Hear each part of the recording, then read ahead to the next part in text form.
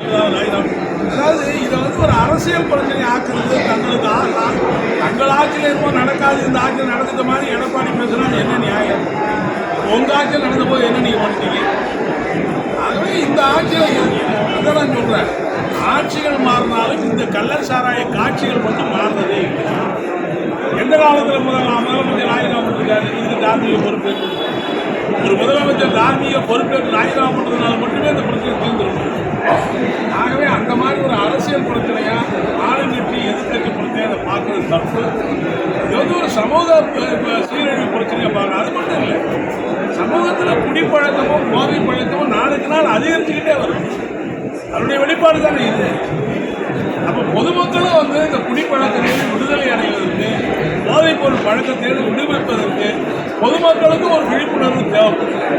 எனவே ஒட்டுமொத்தமாக எல்லாரும் சேர்ந்து இந்த கள்ளச்சாராய வியாபாரம், போதை பழக்கம் உணர்வது, அதே போல போதை பழக்கத்துக்கு அடிமையாகிற எல்லாத்தையும் சேர்த்து போராடணும். அதுக்கு அரசு ஒரு பக்கபலமாக இருந்து உரிய நடவடிக்கை எடுக்கணும்னு தான் நான் கேட்டேன்.